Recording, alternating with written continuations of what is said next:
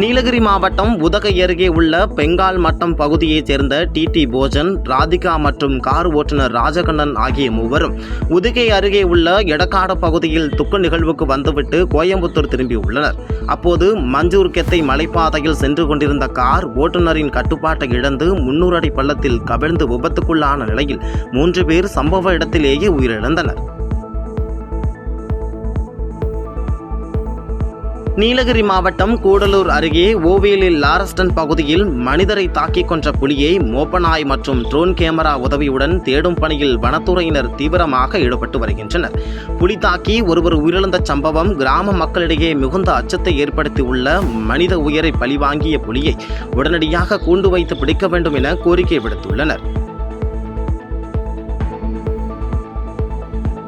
காஞ்சிபுரம் மாவட்டம் திருமுக்கூடல் அடுத்த அருங்குன்றம் பகுதியில் உள்ள விவசாய பகுதியில் நட்சத்திர ஆமை ஒன்று வலம் வந்து கொண்டிருந்ததை அப்பகுதி விவசாயி ஒருவர் வனத்துறைக்கு தகவல் தெரிவித்தார். பின்னர் தகவல் அறிந்து சம்பவ இடத்திற்கு வந்த வனத்துறையினர் நட்சத்திர வகை ஆமை குறித்து உயர் அதிகாரிகளுக்கு தகவல் தெரிவித்து அதன் அடிப்படையில் அந்த ஆமை அருகில் உள்ள காப்பு காடுகளில் விட திட்டமிடப்பட்டுள்ளது. புதுச்சேரி முதலியார்பேட்டை லட்சுமி நகர் பகுதியைச் சேர்ந்த தாமோதரனின் மகன் சக்திவேல் முருகன் என்பவர் திருமணமாகாத நிலையில் ஆஸ்துமா, சர்க்கரை, வலிப்பு உள்ளிட்ட பல்வேறு நோய்களுக்கு ஆளாகி சிகிச்சை பெற்று வந்த நிலையில் சிகிச்சை பலனின்றி வீட்டில் உயிரிழந்தார். இதனால் மன உளைச்சலில் இருந்த தாமோதரன் மகனை காப்பாற்ற முடியாத துக்கத்தில் வீட்டின் அருகே தூக்கிட்டு தற்கொலை செய்து கொண்ட சம்பவம் அப்பகுதியில் சோகத்தை ஏற்படுத்தியுள்ளது. திருப்பத்தூர் மாவட்டம் வாணியம்பாடி ரயில் நிலையத்தில் காவல்துறை ரோந்து பணியில் ஈடுபட்டிருந்த போது அப்பகுதியில் உள்ள முட்புதரில் சந்தேகத்திற்கு இடமாக இருந்த பையில் சோதனை செய்த போது அதில் 10 கிலோ கஞ்சா மற்றும் 30 கிலோ ஹான்ஸ் குட்கா இருப்பதை கண்டனர். இதையடுத்து புகையிலை பொருட்களை பறிமுதல் செய்த போலீசார் போதைப் பொருட்கள் கடத்திய நபர்கள் குறித்து தீவிர விசாரணை மேற்கொண்டு வருகின்றனர். தருமபுரி மாவட்டம் பாலக்கோடு அருகே நாகனூர் கிராமத்தில் உயரழுத்த மின்பாதையில் மின்கம்பி அறுந்து குறைந்த அழுத்த மின்பாதையில் விழுந்ததாக கூறப்படுகிறது. இதனால் அப்பகுதியில் உள்ள 250க்கும் மேற்பட்ட வீடுகளுக்கு செல்லும் மின் இணைப்புகளில் திடீர் மின்சார பாதிப்பு ஏற்பட்டதால் வீடுகளில் இருந்த டிவி, பிரிட்ஜ், மின்விசிறி உள்ளிட்ட பல லட்சம் ரூபாய் மதிப்புள்ள பல்வேறு மின்சாதன பொருட்கள் பழுதடைந்து சேதமடைந்ததாக கூறப்படுகிறது.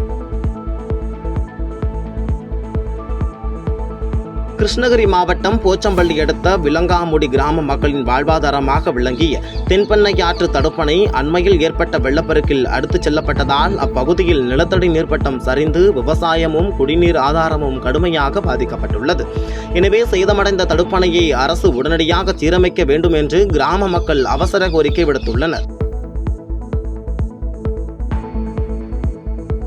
புதுக்கோட்டை மாவட்டம் மார்த்தாண்டபுரத்தில் உள்ள தனியார் மண்டபத்தில் நடைபெற்ற தமிழ்நாடு ஊராட்சி செயலாளர்கள் கூட்டத்தில் ஊராட்சி செயலாளர்களுக்கு ஓய்வூதியம் TAPSS திட்டத்தில் இணைக்க வேண்டும், கிராம ஊராட்சியில் பணியாற்றி வரும் தூய்மை பணியாளர்களுக்கு காலமுறை ஊதிய வழங்க வேண்டும் உள்ளிட்ட 7 அம்ச கோரிக்கைகளை நிறைவேற்றப்பட்டது.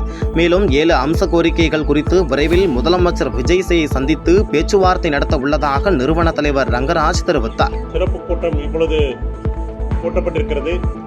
இந்த கூட்டத்திற்கு தமிழகத்தில் இருக்கக்கூடிய ஒட்டுமொத்த ஊராட்சி செயலாளர்கள் கலந்து கொண்டு இப்பொழுது இந்த பொதுக்குழுவையும் மாநில நிர்வாக தேர்வையும் நடத்த இருக்கிறார்கள்.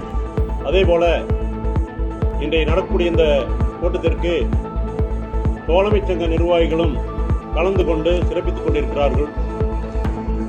தலையாய கோரிக்கையாக இந்த ஊராட்சி செயலாளர்களுடைய நீண்ட நாள் கோரிக்கையாக இந்த மாநில பொதுக்குழு கூட்டத்திலே நாம் தீர்மானித்து இன்றைக்கு அரசினுடைய கவனத்திற்கு கொண்டு செல்கின்ற வகையிலே நாங்கள் தீர்மானம் நிறைவேற்றியிருக்கிறோம். புதுக்கோட்டை மாநகராட்சிக்கு உட்பட்ட பிரகதாம்பாள் அரசினர் மேல்நிலைப்பள்ளி கூட்ட அரங்கில் தேசிய குடற்புழு நீக்க நாள் மாத்திரை வழங்கும் நிகழ்வு நடைபெற்றது. இந்நிகழ்வில் மாவட்ட ஆட்சியர் அருணா கலந்து கொண்டு மாணவியர்களுக்கு குடற்புழு நீக்குவது குறித்தான மாத்திரை வழங்கி கருத்துரை வழங்கினார். திருப்பூர் மத்திய பேருந்து நிலையத்தில் ஆய்வு பணியில் ஈடுபட்டிருந்த அரசு போக்குவரத்து கழக இன்ஸ்பெக்டரை தனியார் பேருந்து ஓட்டுநரும் நடத்துனரும் சேர்ந்து தாக்கிய சம்பவம் பெரும் பரபரப்பை ஏற்படுத்தியுள்ளது. இதில் காயமடைந்த அரசு பேருந்து இன்ஸ்பெக்டர் மருத்துவமனையில் சிகிச்சைக்காக அனுமதிக்கப்பட்ட நிலையில் தெற்கு போலீசார் சம்பவம் குறித்து வழக்கு பதிவு செய்து விசாரணை நடத்தி வருகின்றனர். செய்திகளை உடனுக்குடன் தெரிந்து கொள்ள கீழ்க்கண்ட கேபிள் மற்றும் டிடிஎச் நெட்வொர்க்குகளில் எம்நாடு செய்தி தொலைக்காட்சியை காணுங்கள். பாதகம் செய்பவரை கண்டால் நாம் பயம் கொள்ளலாகாது பாப்பா. மோதி மிதித்துவிடு பாப்பா, அவர் முகத்தில் உமிழ்ந்துவிடு பாப்பா. அண்மை செய்திகளை உடனுக்குடன் தெரிந்து கொள்ள இணைந்திருங்கள் எம்நாடு தொலைக்காட்சியுடன்.